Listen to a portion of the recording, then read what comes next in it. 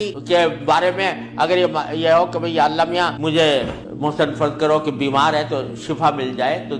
بیماری کے اندر بعض اوقات اللہ تعالیٰ جانتے ہیں کہ اس کا بیمار رہنا ہی اس کے حق میں زیادہ فائدہ مند ہے، تو وہ بعینی ہی وہ چیز نہیں دیتے لیکن اس سے اچھی چیز عطا فرما دیتے۔ یہ اللہ تبارک و تعالیٰ کی سنت ہے دنیاوی چیزوں کے بارے میں۔ لیکن اگر کوئی ہدایت مانگے سچے دل سے، یا اللہ مجھے ہدایت دے، یا اللہ مجھے سیدھے راستے پر چلنے کی توفیق دے دے، یا اللہ میری اولاد کو سیدھے راستے پر چلنے کی توفیق دے دے، تو یہ دعا رد نہیں ہوتی، اور یہ دعا ضرور قبول ہوتی ہے بشرطے کہ مانگنے والا ہو، سچے دل سے مانگے، خشوع کے ساتھ مانگے، اللہ تعالیٰ سے مانگنے کے انداز میں مانگے، تو اللہ تبارک و تعالیٰ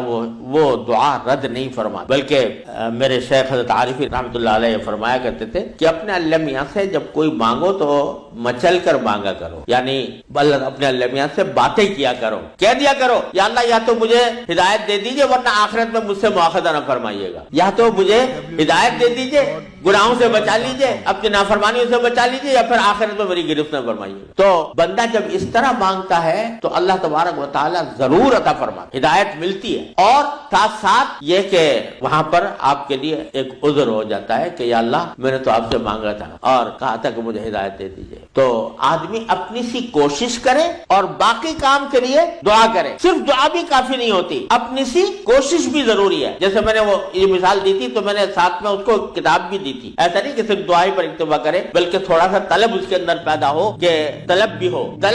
اور اس طلب کے لیے کوئی عملی اقدام اپنا سا کرے، اس کے بعد اللہ تعالیٰ سے مانگے تو اللہ تعالیٰ رد نہیں فرماتا۔ حضرت مولانا رومی رحمۃ اللہ علیہ فرماتے ہیں، مثنوی والے فرماتے ہیں کہ دیکھو حضرت یوسف علیہ السلام کا واقعہ دیکھو کہ ان کو جب زلیخا نے ورغلایا، گناہ کے اوپر آمادہ کرنے کی کوشش کی، تو قرآن کریم میں ہے کہ اس سے پہلے اس نے سارے دروازوں پر تالے ڈال دیے، غلقت الابواب، سارے دروازوں پر تالے ڈال دیے، اور پھر حضرت یوسف علیہ السلام کو بہکایا، ورغلایا۔ تو حضرت یوسف علیہ السلام آنکھوں سے دیکھ رہے تھے کہ سامنے دروازوں پر تالے پڑے ہوئے ہیں، نکلنے کا راستہ نہیں ہے، لیکن انہوں نے یہ سوچا کہ میرے بس میں اتنا ہے کہ دروازے تک چلا جاؤں، بھاگ